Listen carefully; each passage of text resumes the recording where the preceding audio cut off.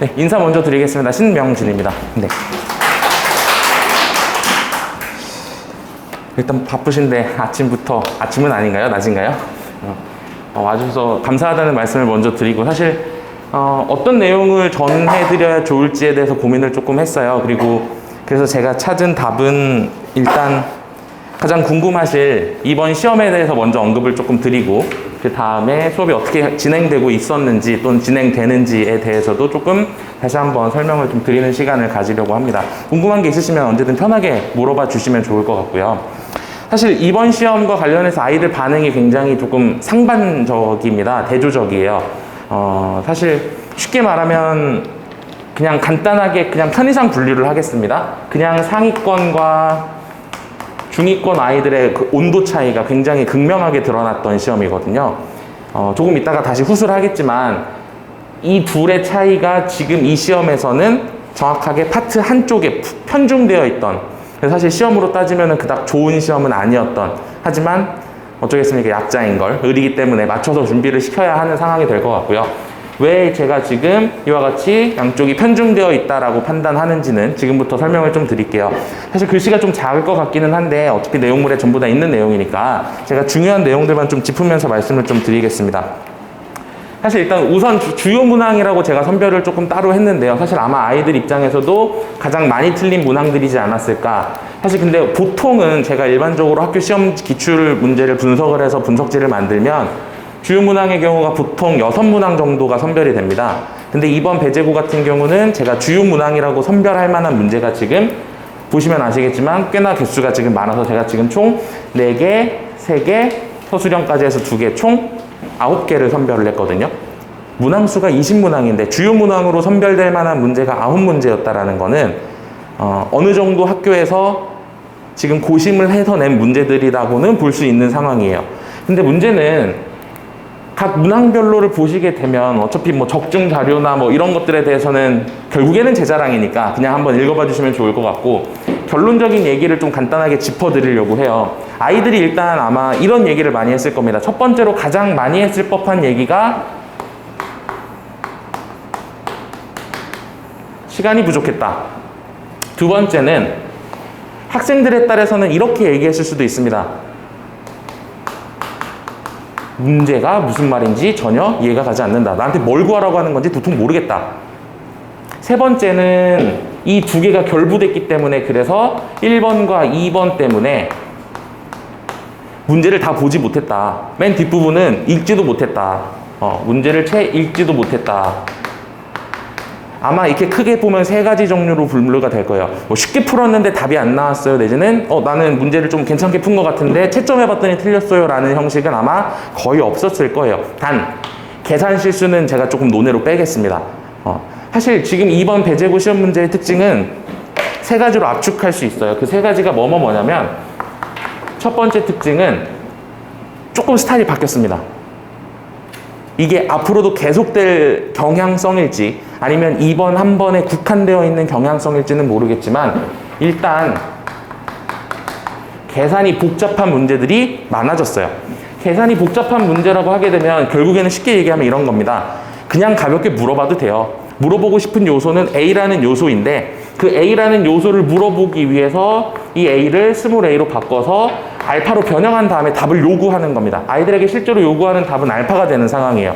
물어보고 싶은 핵심 개념은 A라는 개념인데 이 A라는 개념을 그냥 물어보면 되고 아이들이 그냥 A를 계산해서 그냥 답을 내게끔 해주면 되는데 그 뒤에 쓸데없는 잔계산을 붙여놨어요.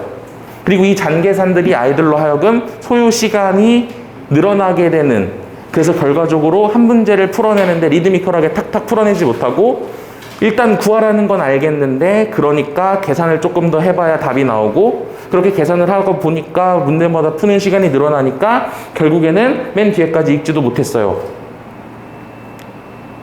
사실 아이들마다 조금 뭐 성취도도 다르고 그 다음에 문제를 빨리빨리 해결하는 능력도 다르기 때문에 어떤 부분에서 문제가 발생했느냐는 학생 면면을 조금 더 면밀하게 분석을 해봐야 합니다. 아이들이 어떤 문제를 풀어서 틀렸고 어디까지 풀었고 문제를 풀 때 어떤 느낌을 가졌었는지는 제가 아이들하고 대화를 좀 해봐야겠지만, 일단 첫 번째 조금 특징적인 경향성이라고 할 만한 게 계산이 많았다. 그리고 실수를 유발할 만한 함정 문항이 많았다. 그 다음에 이제 두 번째 특징은요, 부교재가 거의 활용되지 않았어요. 제 말을 못 믿겠으면 집에 가서 자기스토리를 딱 펼쳐보신 다음에 도형해방정식 부분을 딱 펼쳐보시고 도형해방정식을 딱 펼쳐보신 다음에 그림이 있는지 없는지를 보세요. 무슨 말이냐면 지금 이번 시험의 특징이 파트 특성이 굉장히 편중되어 있던 시험이거든요. 파트가 두 가지 파트였습니다. 크게 보면 방정식, 부등식 파트와 도형의 방정식 파트 이렇게 두 가지 파트로 크게 보면 대분류가 만들어지는데 이 방정식과 부등식 파트 문제가 7문항, 6문항이 출제가 됐고요.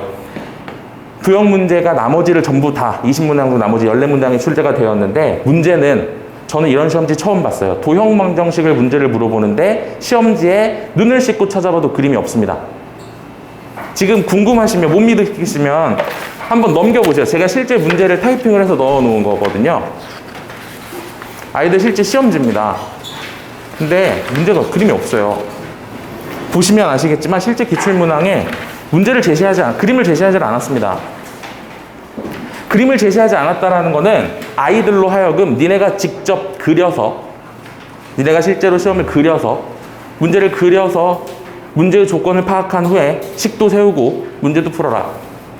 그러면 이게 제가 아까 말씀드렸죠. 안 그래도 시간이 모자란 상황 속에서 문제를 읽었을 때 무슨 말을 하는지를 알게 해주려면 시간을 어느 정도 분배할 수 있게 만들어줘야 해요. 원래 시험 문제라면. 그런데 그 작업을 그림을 주지 않았어요. 부교재가 거의 반영되지 않았다는 것도 이거랑 똑같은 맥락입니다. 부교재에서 봤던 문항이 출제가 되어야 아이들로 하여금 이거 봤던 문제니까 이거 숫자가 바뀌었다. 학습을 했던 아이라면 이거 숫자가 바뀌었다. 부호가 바뀌었다. 이런 느낌을 가지면서 문제를 풀 수 있게끔 만들어줘야 하는데 부교재는 사실상 거의 반영되지 않았고 그림은 출제하지 않았고 방정식, 부등식 파트는 비중으로 따지면 3대7 정도의 비율이거든요, 지금. 그럼 사실상 지금 중단원 2개와 중단원 3개의 비율이라고 하기에도 3대7은 뭔가 좀 이상하죠, 지금 비율 관계가. 학교에서 지금 이쪽 부분을 많이 냈다는 결론이 나와요. 문항들을 조금 실제적으로 살펴보면 간단한 문제는 넘어가고 주요 문항 위주로 제가 좀 간단하게 언급을 드릴게요. 1, 2, 3, 4번 같은 경우들은 어렵지 않게들 풀었을 문제들이고 사실 이 5번부터가 아이들이 굉장히 당황했을 법한 문제입니다. 혹시 잘 안 보이시면 조금 옮겨 앉으셔도 괜찮을 것 같습니다. 네. 5번 같은 경우가 이제 어떤 부분에서 제가 그렇게 말씀을 드리냐면 5번 같은 경우 원래는 일반적인 형태가 이런 형태예요. 그냥 연립부등식으로까지 출제하지 않습니다. 왜냐하면 물어보고 싶은 게 아까 말씀드렸던 것처럼 A라는 성질이에요. 2차 부등식이 항상 성립할 조건. 판별식이 0보다 작거나 같다 또는 작다. 너무 명확해요. 아이들로 하여금 어려운 느낌을 가질 수 없는 문제예요. 그냥 학습을 했다면, 공부를 했다면. 근데 문제는 그거를 보시면 아시겠지만 부등식을 3개를 엮었어요. 2번 풀어야 합니다. 한 문제인데 2개 푸는 거랑 똑같아요, 지금. 그럼 사실상 얘는 지금 한 문제지만 2문제짜리가 되는 거고 그렇게 2문제짜리가 됐다고 얘기한다는 건 결국에는 아이들로 하여금 시간을 더 쓰게끔 만들고 있다는 얘기죠. 그 다음 넘어가서 보시면 6번 대칭형 연립방정식 그냥 가볍게 풀어냈을 겁니다. 실제로 많이들 연습했던 문제들일 거고요. 만약에 이런 문제 틀렸다면 너는 공부를 대체 어떻게 한 거니라고 한마디 해주셔도 괜찮아요. 근데 문제는 여기부터 시작입니다. 10번부터가 아이들이 이제 마탱이가 갔을 거예요. 식칭 표현하면. 문제를 풀다가 첫 번째 괜찮았어요. 초반부 괜찮았는데 후반부 들어서면서부터 대체 왜 그래? 이러면서 그냥 틀렸을 거예요. 왜 그러냐면 조금 되게 지저분한 패턴으로 출제가 됐어요. 무슨 얘기냐면 물어보고 싶은 건 명확해요. 삼각형의 넓이를 반띵하는 2등분하는 직선의 방정식을 찾아주세요. 그럼 삼각형이 어떻게 생겨먹었는지를 찾고 자른 데으니까 중점 지나가면 끝난다. 아이들이 많이 학습했던 겁니다. 근데 그거를 보통은 그림을 줘요. 그래서 어떤 놈하고 어떤 놈하고의 교점이 시작점이구나. 그러니까 어디로 중점을 그리면 되겠다라는 걸 알려줍니다. 근데 그걸 그림을 출제하지 않았죠. 그 말은 다시 말하면 네가 그려서 풀어. 네가 그려서 풀어. 그럼 아이들이 일단 이걸 다 그려야 돼요. 근데 사실 이거가 여기서 이제 극명하게 갈리는 상위권과 중위권 얘기를 제가 아까 얘기 드렸죠. 사실 상위권과 중위권이라고 편의상 분류를 하기는 했지만 기하적인 성격을 쉽게 파악하는 학생과 도형을 보는 눈이 아직은 미숙한 학생, 그 두 개의 차이로 볼 수 있거든요. 방정식, 부등식, 대수적인 파트가 유난히 뛰어난 학생이 있고 기하적인 부분이 뛰어난 학생이 있습니다. 두 개까지 다 뛰어날 수 있다면 얼마나 좋겠습니까만은 모든 학생이 그럴 수는 없는 게 사실이에요. 그런데 아이들이 1학기 때 주구장창 연습했던 건 사실상 대수 파트고 기하 파트가 막판에 도형의 방정식이라는 이름으로 살짝 소개가 되었던 상황이고 파트 특성상. 그런데 이쪽 문제만 주구장창 내면서 그림을 제시하지 않았다라는 거는 기하를 볼 줄 아는, 도형을 볼 줄 아는, 그래서 아이들이 실제로 작도를 통해서 문제를 그냥 간단하게 구조화하는, 단순화하는 연습이 잘 되어 있는, 또는 그런 것들이 조금 편한, 심리적으로 거리감이 없는 아이들은 사실 이거 축도 그릴 필요가 없습니다. 사실은 그냥 직선주기 띡띡 그려놓고 이 교점 자른다고 여기 중점 이렇게 찾으면 되는 문제예요. 사실 말로 들으면 굉장히 쉽죠. 근데 아이들이 강박관념이 하나 있어요. 뭘 배웠냐면 평면좌표를 배워요. 그리고 직선의 방정식을 배웁니다. 그 두 개가 연합되어 있는 문제라는 건 아이들도 알아요. 자, 그러면 평면좌표에서 얘기하는 건 파트의 특성이 축을 그려라, 점을 찍어라, 이 점의 위치를 말로 표현해봐라, 순서상으로 표현해봐라, 그랬을 때 점과 점 사이의 거리라든지 뭐 이런 것들을 물어보기 시작을 합니다. 그럼 아이들로 하여금 이렇게 식을, 숫자를 다 주는 식을 던져줬다는 얘기는 아이들이 뭐 하고 싶어지냐면 저 그림을 완벽하게 그리고 싶어져요. 기울기가 마이너스 3분의 2, 기울기가 2분의 1, 그리고 어디 지나가는지 점을 찾고 기울기 가능한 좀 비슷하게 그려서 여기구나. 이미 1분 지나가요, 아이들은. 필요 없는 그림, 이건 안 그려도 되는 그림인데 축이 필요 없이 그냥 선 그냥 대충 띡띡 둘 이거 이러면 끝나는 문제를 좌표를 그리고 대충 몇 컴마 몇 찍고 몇 컴마 몇 찍고 기울기가 어디라니까 이러고 있는 순간 이미 시간은 계속 흘러가겠죠. 그래서 아이들이 아마 이번에 시간 부족을 굉장히 많이 호소했을 겁니다. 보통은 그래서 물어보고 싶은 핵심은 중점을 지나간다라는 성질을 캐치할 수 있느냐이기 때문에 그림을 줍니다. 그림을 주게 되어 있어요.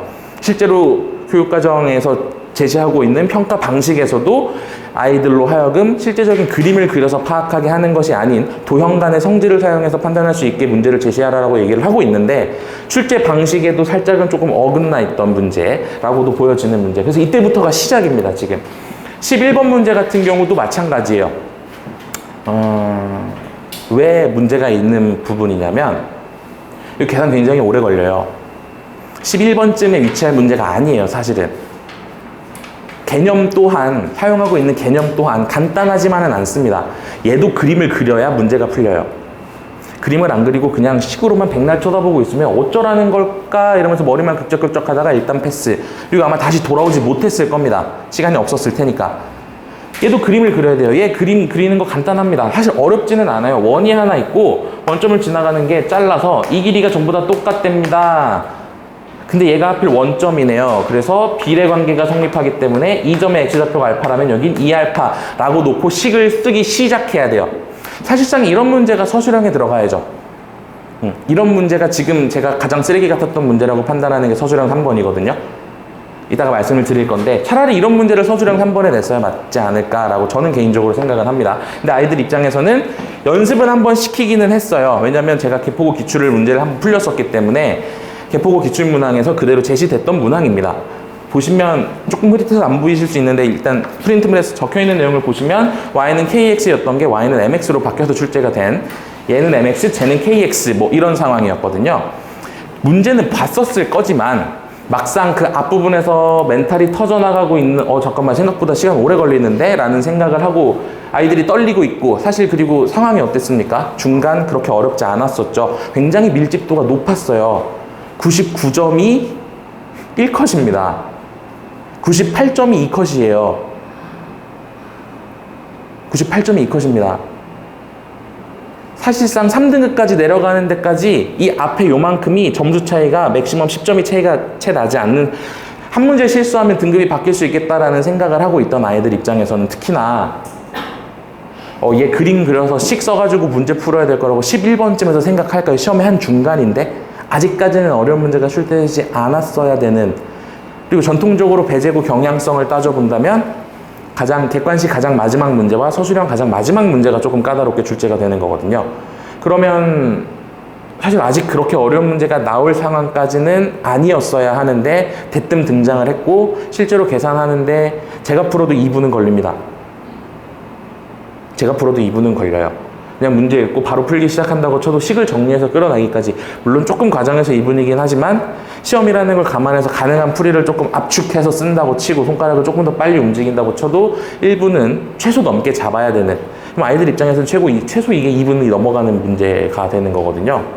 사실상 쉽지 않았을 문제. 근데 이게 지금 여기서부터 등장을 하기 시작을 하면서 12번, 사실 얘도 이미 연습을 많이 했었을 문제기는 한데 낚시 문제기는 하지만 얘는 그냥 2차식이고 루트가 들어가 있어서 굉장히 복잡해 보이기는 하지만 저 루트가 벗겨집니다. 1차식으로 벗겨져요. 완전 제곱식이기 때문에 벗겨지고, 벗겨지면 연립 1차 부등식을 풀어주세요 라는 문제예요. 근데 그걸 비난하고 싶은 게 아니라 연립 1차 부등식과 연립 2차 부등식에서 연립 1차 부등식이 더 지저분합니다. 왜냐면 케이스를 너무 많이 나눠야 돼요. 지금 저렇게 해서 절대값이 2개가 제시가 되고 거기다가 절대값을 다시 씌웠다 그러면 구간이 총 4개로 나눠져야 합니다.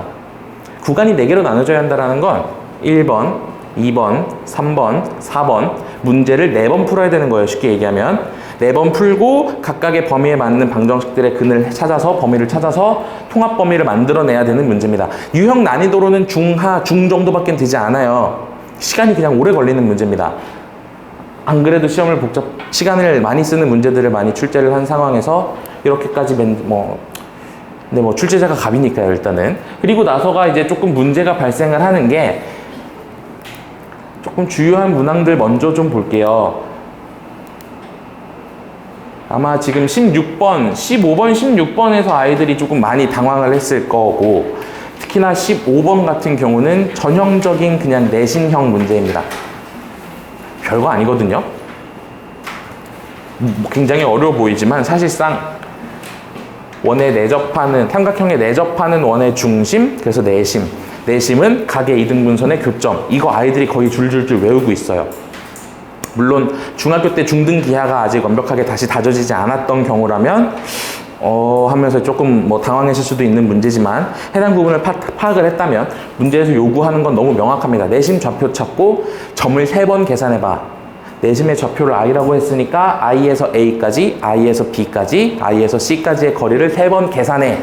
근데 그 i라는 점을 찾기 위해서는 직선의 방정식 2개를 찾고 그 직선의 방정식 2개를 다시 교점을 찾아서 이 앞에 선행 과정이 또 이미 이만큼이 있어요. 이미 이만큼이 있고 마지막 계산을 더해서 알파를 구해. 사실 굉장히 지저분했던 문제죠. 제가 봤을 때는 그냥 내심 좌표 정도만 찾으라고 해도 좋지 않았을까. 또는 내저번에 반지름 정도만 물어봤어도 아이들이 충분히 뭘 물어보는지를 판단할 수는 있었을 텐데 시간 계속 잡아먹는 식으로 문제가 출제된 상황이고요. 아마 아이들이 16번에서 멘탈이 터지지 않았을까 싶은데, 공부 좀 하는 학생들이었을지라도 16번 같은 경우도 쉬운 문제는 결코 아닙니다. 16번 같은 경우는 틀릴만 했다라고 보여지기는 해요.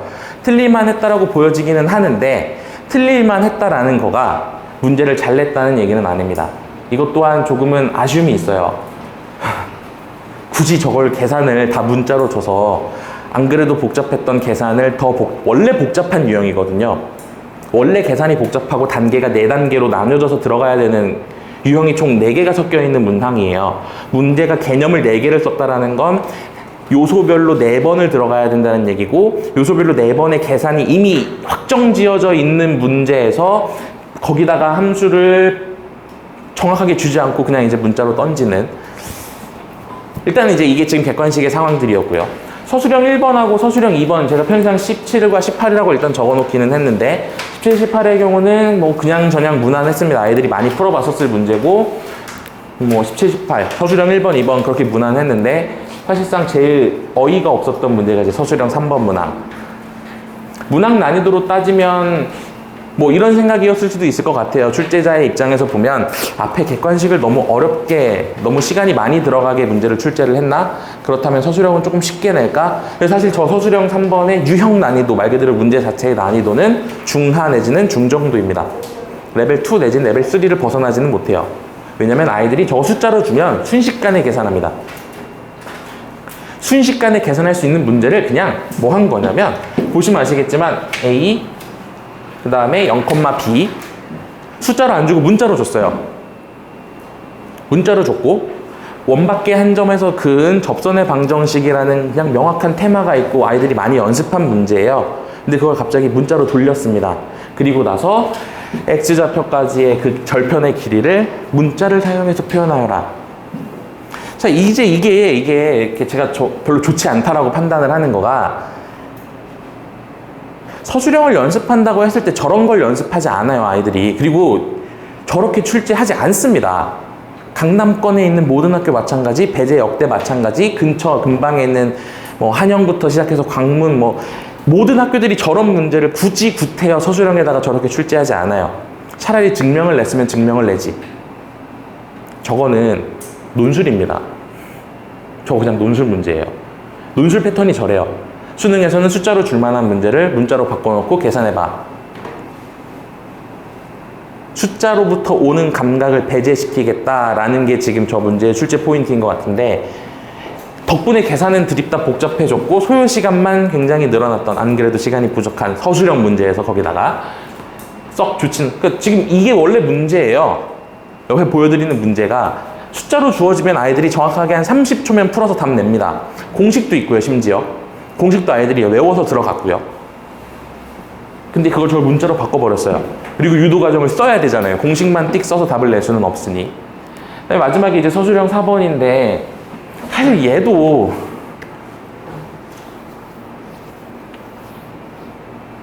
혹시 아이가 서술형 4번을 정확하게 다 써서 점수를 획득한 아이가 있을까요, 혹시?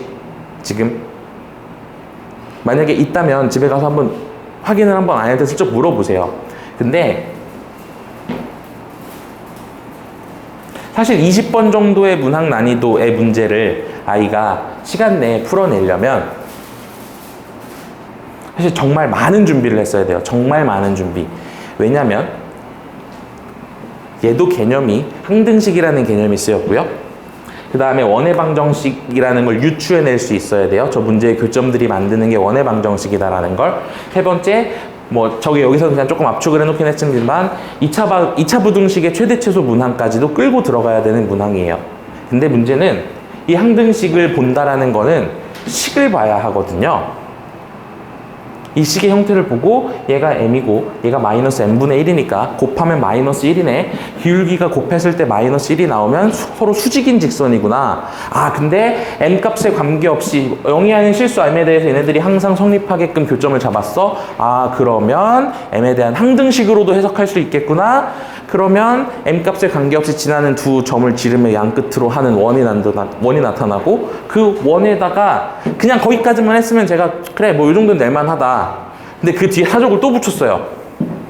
걔를 멀쩡하게 원이 나왔는데 그 원을 직선 하나랑 직선식을 그러니까 1차식 하나를 덧붙였습니다. 그래서 원이 문자를 포함하게끔 만들었어요. 원래는 원이 문자를 포함하지 않아요. 원이 그냥 이쁜 원이 나옵니다.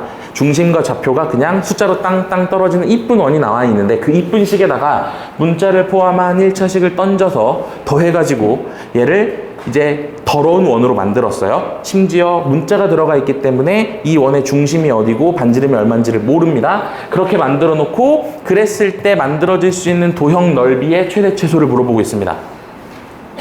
그러면 아이들 입장에서는 어려운 개념들은 아니에요. 지금 이 개념들이 면면을 살펴보면 어려운 개념들은 아니기 때문에 문제를 풀면서 내가 지금 정확하게 어디 단계까지 왔고 내가 그 다음 단계에 뭘 했어야 하고 뭘 할 건지를 정확하게 로드맵을 잡아놓고 들어갔던 친구들의 경우는 계산 열심히 하면 되겠구나 라고 풀어냈겠지만 저 막판 계산이 좀 더럽습니다.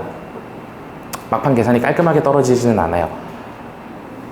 일단 2차 부등식의 최대 최소가 여기서 갑자기 왜 등장하는지도 조금은 의문스럽기는 한데 굳이 출제를 해서 표현을 하고 싶으셨다면 식을 조금이라도 편하게 만들 수 있는 조금 고민 정도는 해줬어야 하지 않을까. 그러니까 이게 지금 시험 문제들이에요.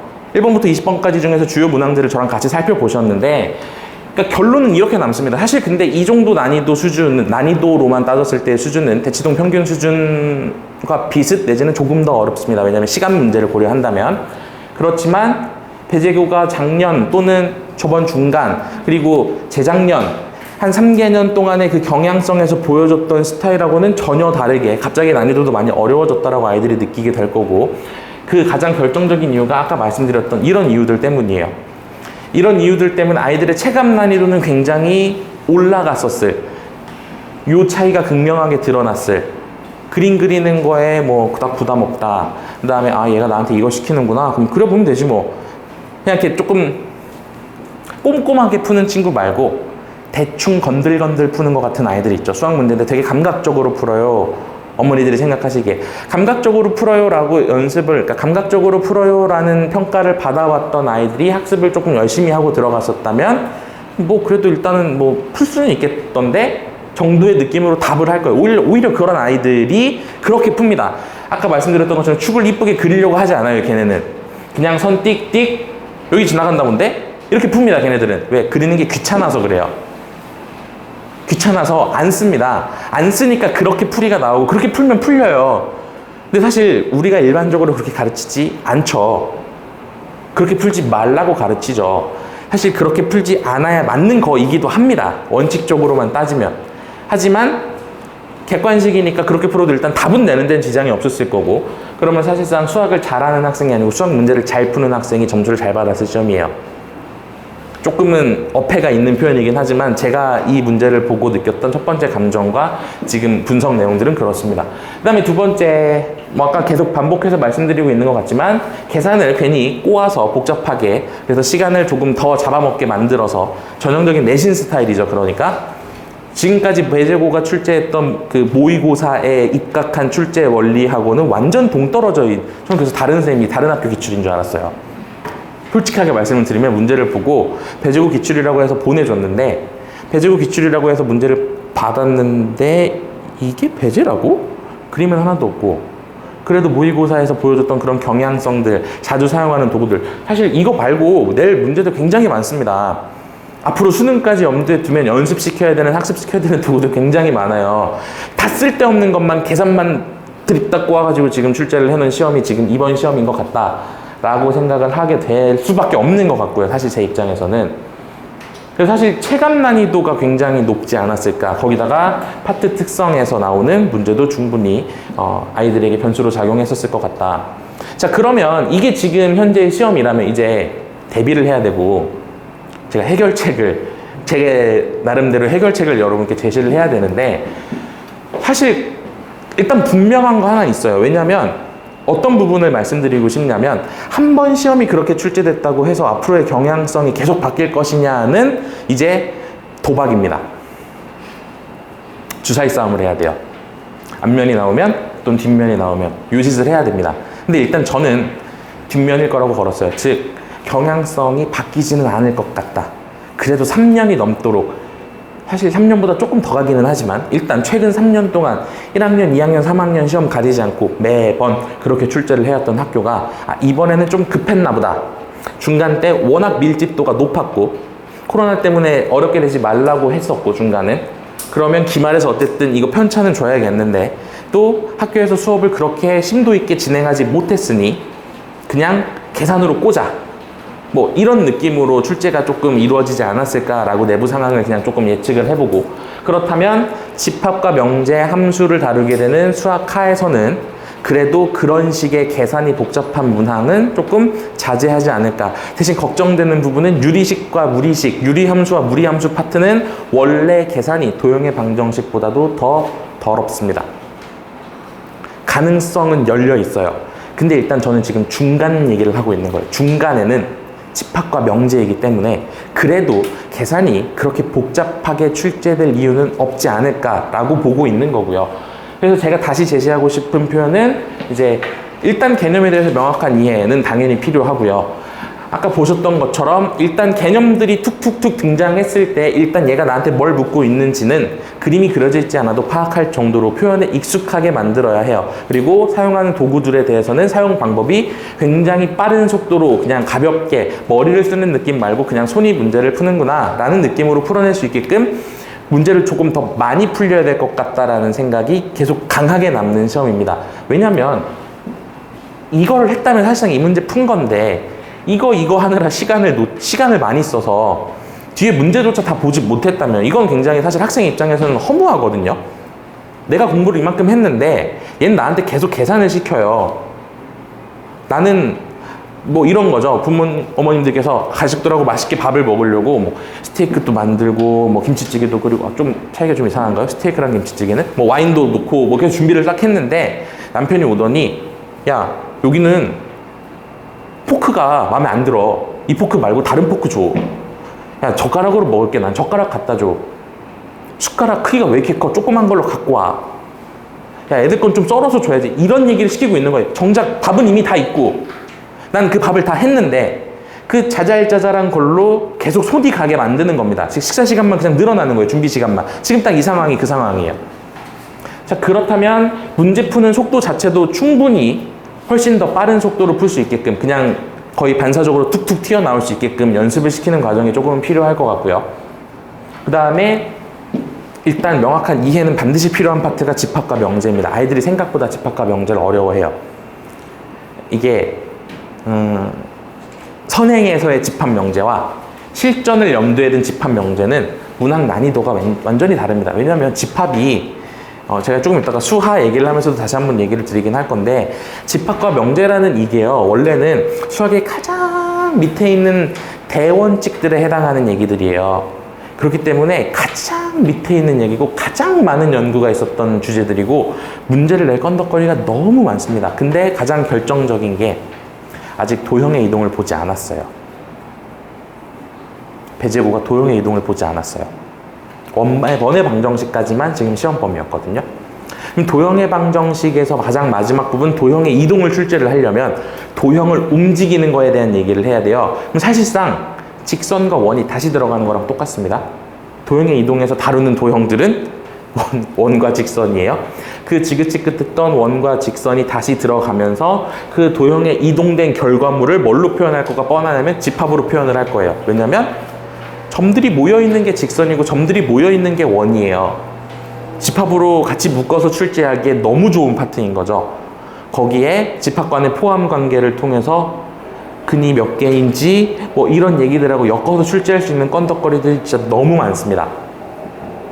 집합 명제 부분까지는 제가 보기엔 계산을 엮기보다는 그런 발상적인 부분의 문제들을 그래도 다시 많이 출제하지 않을까, 기존의 모의고사 스타일하고 빗대서 일단 그렇게 예상을 하고요. 대신 이제 그거는 아이들하고 계속 수업을 하면서 학교 선생님들이 어떤 형식으로 수업을 하고 있는지 플러스 뭐 혹시라도 부교재 등에서 뭔가 중요하다고 짚어주는 문제가 있는지를 제가 계속해서 조금 추적을 해야 될 것 같기는 합니다. 일단은 그렇게 생각을 하고 있고요.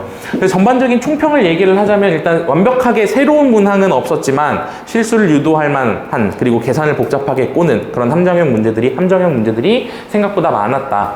그 다음에 공식을 철저하게 외워야만 풀 수 있는 문제는 거의 없다라고 보시면 됩니다.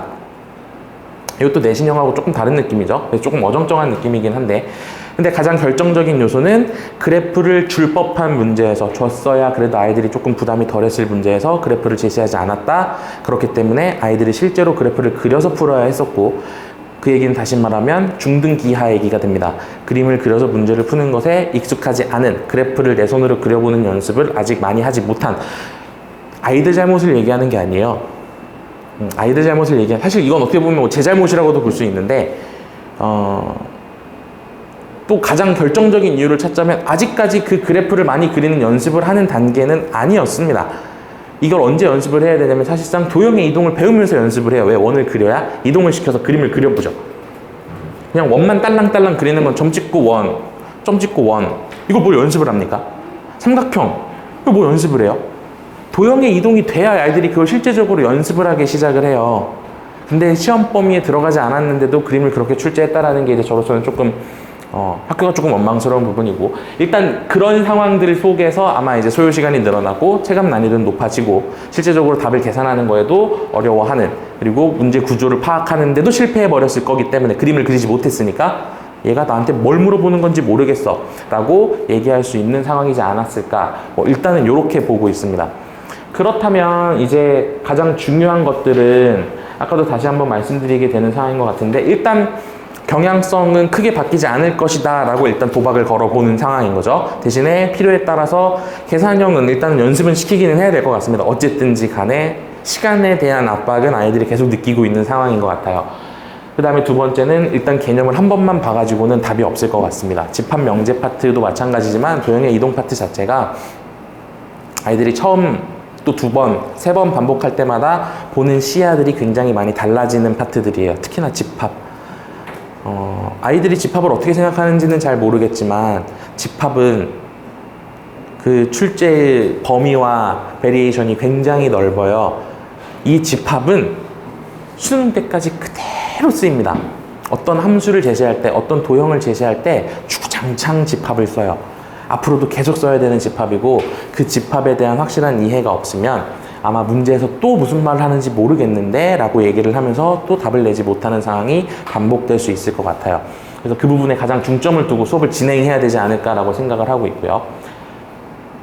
사실 남는 건 하나입니다. 그래서 철저한 반복, 그 다음에 명확한 개념 이해, 그 다음에는 그 도구들을 조합하는 문항을 독해하는 능력 자체를 향상시키는 것. 사실 뭐 만약에 부교재에 대한 반영 비율이 굉장히 조금 소스라치게 높을 정도였다면 제가 부교재도 조금은 더 집중적으로 다뤄줘야 되는 필요성이 있는, 사실 항상 그랬어요. 배제고는 자이스토리 내지는 어떤 기출 문제집을 문제로 선별은 하지만 실제로 거기서 안 냅니다. 내는 데가 정해져 있어요. 제가 여러분들에게만, 지금 이 자리에 있는 분들께만 말씀을 드리면 사실상 배제고는 6평과 9평을 제일 많이 사랑합니다. 모의고사 6평, 그러니까 6월 평가원, 그 다음에 6월 학력평가, 9월 학력평가. 실제로 배제 학력평가를 준비를 시킬 때도 제가 아이들에게 다른 거 안 시킵니다. 다른 거 안 시키고 그냥, 그런데도 비슷한 문항들이 계속 발생을 해요. 왜 그러냐면 그게 6평과 9평이에요. 6월 학력평가, 9월 학력평가 중에 1학년 수준에서 다룰 법한 문제들 2학년, 3학년 거에서 출제된 거를 포함하는 겁니다. 자, 이해가 안 가실 수 있으니까. 지금 우리가 배우고 있는 부분이 수3과 뭐 나중에는 수학까지 다룬다고 쳤을 때 이게 지금 고1 과정이죠. 그리고 이 고1 과정을 고등학교 1학년 모의고사에서만 쓰지 않아요. 고2에서도 쓰고요. 고3에서도 사용을 합니다. 단지 그 사용하는 느낌과 도구들이 많이 달라질 뿐이에요. 고2, 고3에서 출제된 수학 상하의 영역에 포함되어 있는 문제들까지 싹 다 발췌를 해서 그 중에 너무 가벼운 문제 제끼고 너무 복잡한 문제 제끼면 어느 정도 예상 문제집을 만들어줄 수 있어요. 물론 작업이 좀 시간이 오래 걸리기는 하겠죠. 뭐 그러니까 제가 수업 준비를 하는 거고, 그런 문제들이 원래 항상 대학평, 그 다음에 내신 기출에서도 마찬가지 가장 많이 반영이 됐던 모의고사 문제들이에요. 그렇기 때문에 항상 배제고 시험지를 평가를 할 때 이렇게 해서 내신이 잘 나온다면 수능도 어느 정도 선방할 것이다 라고도 볼 수 있겠다. 그러면 학교에서 전략을 잘 잡고 있는 거다. 배제 특성상 내신만으로 나중에 어떻게 될지는 모르는 게 사실이니 내신 준비를 열심히 한다면 정시에서도 승리할 수 있어 라는 얘기를 같이 해줄 수 있을 법한 시험지다. 잘 만든 시험지다. 웰메이드다. 대신 간혹 오류가 있기는 하다. 왜 숫자를 바꾸니까요. 구호를 바꾸고 원래 선지 3개였던 거에다 선지 하나를 집어넣는데 조금 단순하게 생각해서 다른 변수를 생각하지 못해서 이제 이의신청 막 터져 나오고 막 이런 경우들은 물론 있지만 그래도 방향성 자체만큼은 충분히 괜찮다. 사실 이번에는 제가 그 말을 못할 것 같기는 합니다. 수능에서 쓰는 도구도 하나도 없어요. 정확하게 확진하건데 하나도 없습니다. 정말 단 하나도. 뭐 쓴다고 해야 될까요? 원 얘기가 나왔으니까 수능에 원이 나오지 않냐, 뭐 그런 단순 비교라면 뭐 제가 할 말은 없지만 그런 얘기를 제하고 나서라면 실제적으로 나중에 정시까지를 볼 수 있는 그 롱텀에서의 학습 방향성을 생각했을 때는 조금 미진하지 않을까. 그래서 일단은 뭐 요 상황들 원래는 이랬었기 때문에 사실 뭐 그렇다고 얘만 나오는 거는 아니고 이제 걔네들을 변형해서 나오는 문제 패턴들이 또 있습니다. 이렇게 새로운 심리형이 발견이 되고 교육청에서 뭔가 머리 좀 써서 문제 좀 나오면 그 아류 문항과 변형 문항들이 또 이렇게 막 선생님들마다 각자 만들어서 배포도 하고 뭐 저도 만들고 뭐 그런 문제들까지 같이 학습을 시키기는 하지만 이제 그런 상황들로 준비를 시키는 게 일단은 집합 명제 부분, 즉 2학기 부분을 준비시키는 데 있어서는 가장 그래도 정석이지 않을까라고 생각을 하고 있고요. 일단은 시험지와 관련해서는 이 정도 얘기로 마무리를 하는 게 좋지 않을까 싶습니다. 혹시 시험지 관련해서 뭐 궁금하신 점이나 또는 다른 뭐 문의사항 같은 게 있으실까요? 시험지에 한정시켰을 때 다들 생각들이 굉장히 많아지신 표정들이신데